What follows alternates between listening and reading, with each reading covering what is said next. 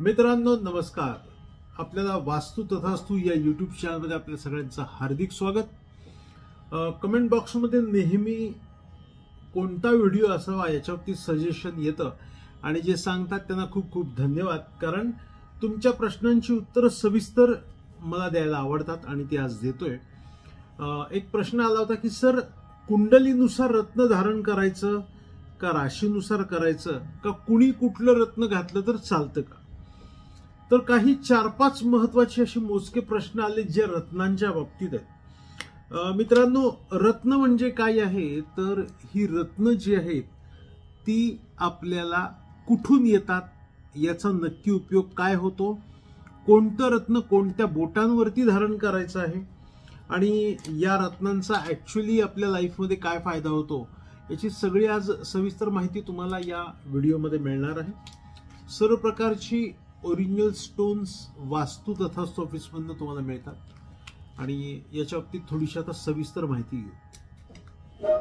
पहिल्यांदा लक्षात ठेवा, कुंडली काढण्यासाठी या 3 गोष्टी सर्वात महत्वाच्या आहेत. माझ्याकडे जेव्हा तुम्ही कुंडलीसाठी नाव नोंदवता त्यावेळेला माझ्या ऑफिसमधून तुमचे जन्मतारीख, जन्मवेळ आणि जन्म ठिकाण घेतली जाते आणि त्यानुसार अशी संपूर्ण 60 पानी सविस्तर कुंडली तुम्हाला दिली जाते.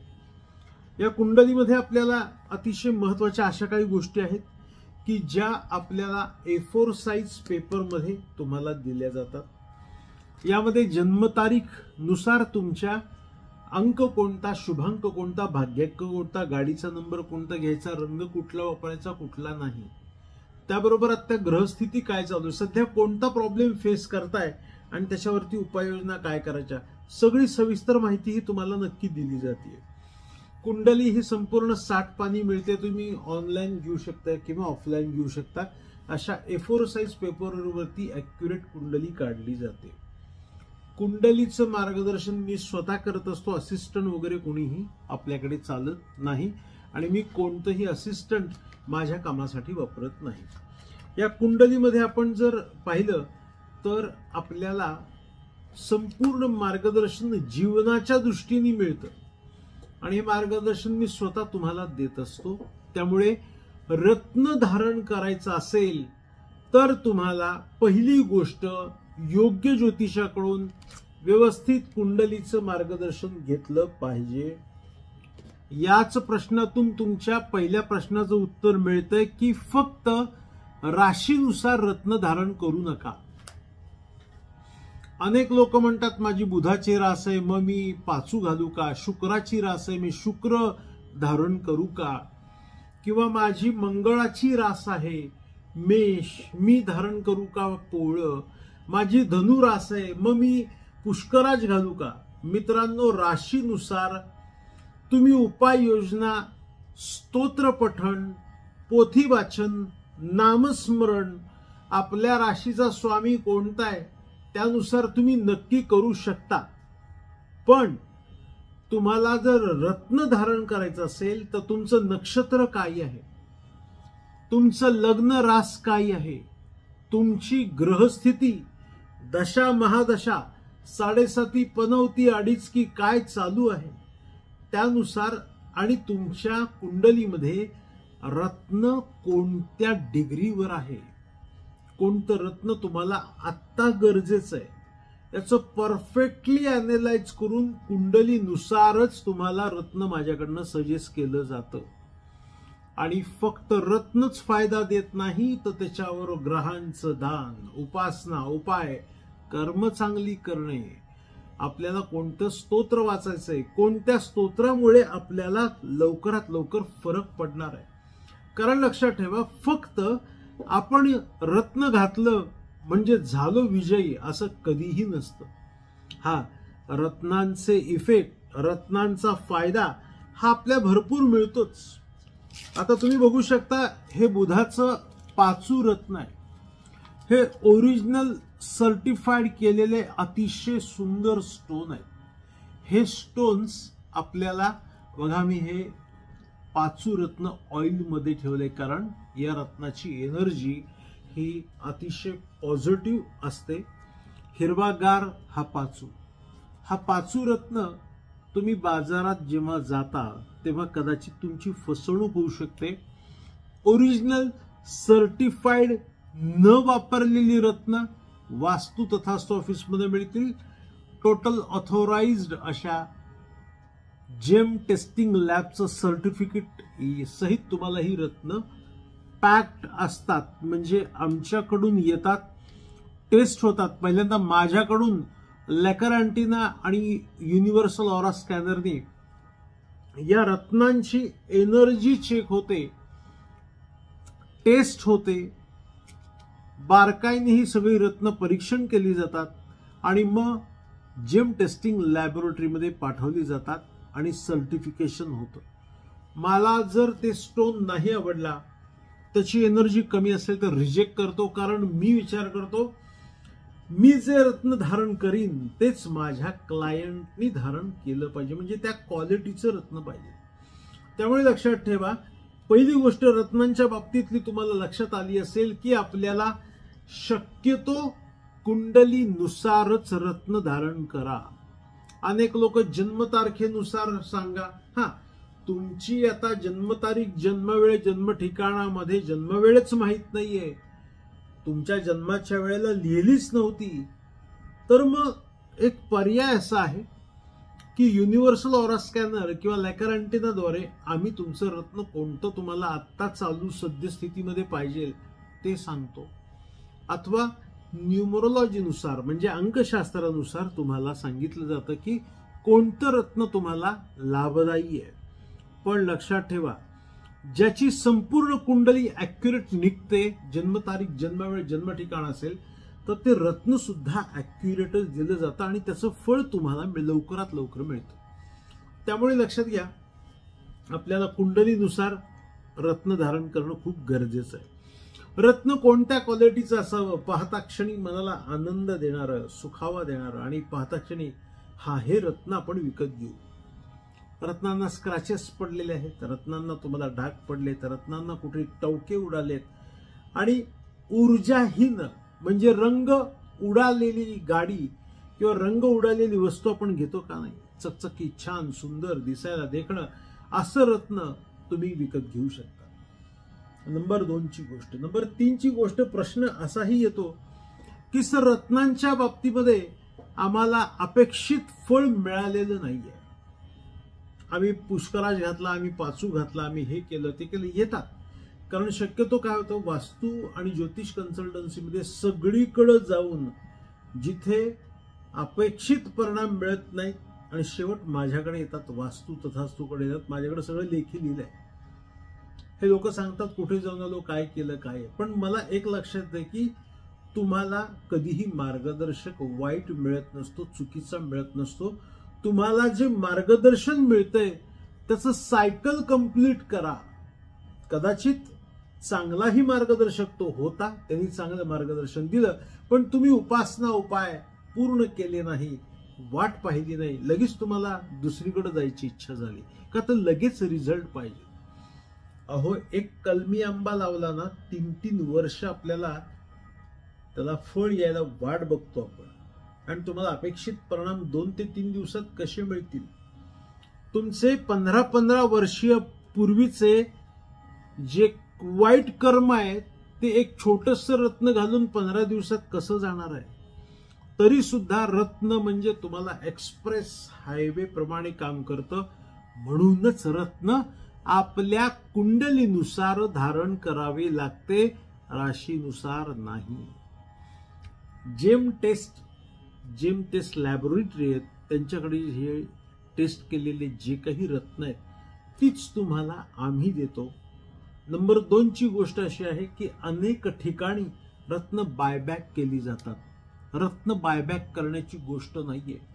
एक हिरा सोडलं तर कुणीही कोणतंही रत्न कुणाचंही वापरू नये. रत्न खाणीतून जन्माला आल्यानंतरनं आत्ताच्या या कलियुगामध्ये 2023 मध्ये साधारणतः 5 ते 7 वर्ष रत्नांचं आयुष्य आहे. अनेक ठिकाणी 10% आम्ही परत घेतो. 10 वर्षांनी या 10 वर्ष रत्न वापरा.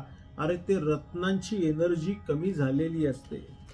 आता आपण बघतोय हे स्पेशल वास्तू तथास्तूचे पोवळं रत्न आहे, जे मंगळाचं रत्न आहे, सर्टिफिकेशन सहित आपल्याकडे हे मिळतंय. आता बघा हे सुंदर ऑरा आहे याचा. हे जसं जन्माला आलं तसं पॅक झालंय. तुम्ही जेव्हा विकत घेणार आहात तेव्हा ते तुमच्याकडे येईल आणि तुमच्या हातामध्ये जाईल. ही रत्न सिद्ध कशी करायची, वापरायची कशी, वापर करताना तुम्हाला कोणता मंत्र जप करायचा, कोणत्या ग्रहांचं दान करायचं आणि तुम्हाला कोणती ऊर्जा या रत्नांना द्यायची, ही सगळी स्पेशल माहिती तुम्हाला दिली जाते. आता मला सांगा, हे मंगळाचं पोवळं रत्न जे आहे ते तुम्ही चुकीच्या धातूमध्ये घातलं तर फळ देणार नाही. अनेक वेळेला मी असं बघितलंय की हे पोवळं रत्न चांदीमध्ये, व्हाईट मेटलमध्ये धारण केलं जातं, फळ मिळत नाही. हे जे रत्न आहे या रत्नाला आपल्याला फक्त चालतो तो तांब, सोनं किंवा पंचधातू. चांदीमध्ये पोवळं धारण करू नका. स्पेशल हे मंगळाचं रत्न आहे, धडाडी वाढवणारं आणि एनर्जी देणारं. आता याच्यामध्ये आपल्याला कोणत्या आकाराचं असावं, तुम्ही ट्रायंगल शेप यूज करू शकता अथवा ओल शेप सुद्धा रत्न वापरू शकता. हे बघा, ओल शेप, ट्रायंगल शेप, सगळे एक सर्टिफाईड स्पेशल स्टोन आपल्याकडे अवेलेबल आहे. आता यामध्ये आपल्याला पाहिलं तर नीलम नावाचं जे रत्न आहे ते जहाल रत्न म्हणतात, परंतु नीलम रत्न जे आहे ते आपल्याला कुंडलीनुसार मार्गदर्शन घेऊनच वापरलं पाहिजे. कारण शनी महाराज हे न्याय फलदाता आहेत, कर्म फलदाता आहेत. तुमच्या कर्माची फळं डायरेक्टली देण्याचं काम ते करत आहेत. त्यामुळे कुंडलीचं मार्गदर्शन योग्य घेऊनच तुम्हाला रत्न धारण केलं पाहिजे. नंबर 2 ची गोष्ट अशी आहे की हे जे रत्न आहे ते कुणी कोणत्या बोटात घालावं, तर करंगळीमध्ये हा तुमचा येतो मोती आणि हिरव्या रंगाचा पाचू, पोवळं, यानंतर हिरा रत्न आणि सूर्याचं माणिक रत्न करंगळी शेजारच्या बोटामध्ये. मधल्या बोटामध्ये तुम्ही फिरोजा वापरू शकता, नीलम वापरू शकता अथवा सुलेमानी हकीक वापरू शकता. या बोटामध्ये फिरोजा आणि पुष्कराज वापरायचा आहे, अंगठ्यामध्ये कोणतंही रत्न वापरता येत नाही. अशा 8 जी काही 8 ते 9 प्रकारची रत्न आहेत ते आपापल्या राशीच्या गुणधर्मानुसार आणि कुंडलीत आलेल्या ग्रहदशेनुसार ही रत्न वापरली जातात. आता यामध्ये लक्षात ठेवा, ही रत्न किती कॅरेटची असावी तिथे मेन घोळ होतो. एक मोठा भला मोठा माणूस आला होता, वय त्याचं जवळपास 100च्या आसपास वजन होतं.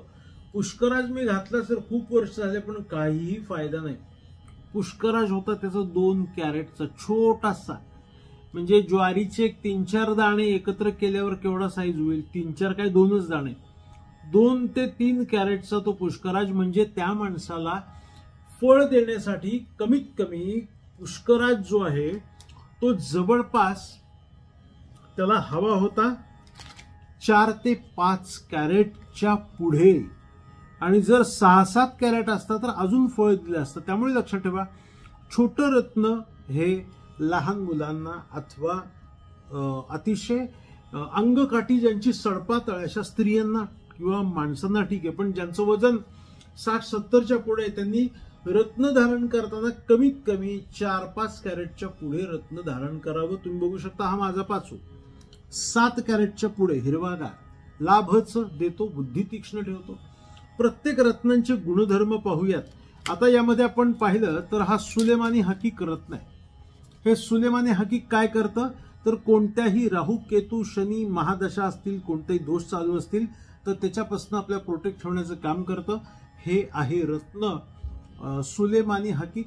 याचे आपल्याला ब्रेसलेट सुद्धा मिळतं अथवा हे तुम्हाला स्टोन सुद्धा अंगठ्यामध्ये घालता येतं. यामध्ये पाचू हे रत्न बुधाचं रत्न आहे, हे बुधवारी धारण करायचं असतं.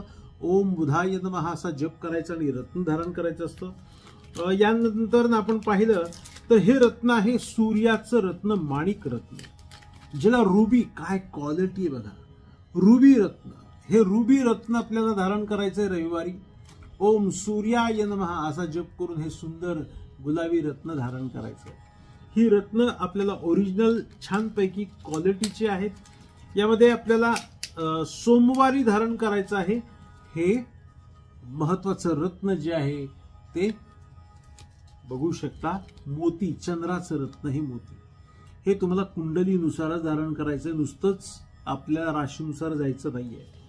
यानंतर आपण पाहिलं तर स्पेशल पुष्कराज, गुरुचं रत्न हे पुष्कराज बघू शकता. हा सिलोनचा आहे आणि हा बँकॉकचा आहे. क्वालिटी म्हणजे क्वालिटी. वास्तू तथास्तूची रत्न ज्यांनी घेतलेत आणि वापरलेत कुंडलीनुसार मार्गदर्शन घेऊन, त्यांना लाभ हा नक्की झालाय. तर मित्रांनो, ही सर्व रत्न जर बघता येईल आपल्याला लाभ देणारी आहेत. यामध्ये हा स्पेशल फिरोजा, सलमान खानच्या हातामध्ये जो फिरोजा स्टोन आहे तो हा स्टोन आहे. आणि हा जो स्टोन आहे तो शनीचं उपरत्न, शुक्राचं उपरत्न किंवा गुरुचं उपरत्न म्हणून वापरतात. स्पेशल हे स्टोन्स आहेत. याचा लाभ घ्या. आधी कुंडलीसाठी नाव नोंदवा. हे बघा किती सुंदर असं हे फिरोजा रत्न आहे. जेम्स टेस्टेड ज्या काही लॅबोरेटरी त्यांना सर्टिफाईड केलेलं तुम्हाला मिळेल. अतिशय जेन्युइन आणि अतिशय परफेक्टली रत्न. तुम्हाला कुंडलीसाठी आधी नाव नोंदवा. 9021 नंबर यावरती डिस्प्ले होतोय. पाचू, पुष्कराज, माणिक, मोती, गुमेत कोणतीही ओरिजिनल रत्न तुम्हाला हवे असतील तर ऑफिसच्या नंबरला कॉल करा 9021 आणि तुम्हाला टेस्टेड आणि ओरिजिनल रत्न नक्कीच मिळतील. लवकरात लवकर वास्तू तथास्तू रत्न महोत्सव आम्ही आयोजित करत आहोत. त्याचाही तुम्हाला YouTube, फेसबुक आणि इन्स्टावरती माहिती मिळेल. तर चला, वास्तू तथास्तू स्पेशल कुंडलीसाठी नाव नोंदवा. कॉल करा 9021 900. शुभम भवतु, शुभ आशीर्वाद.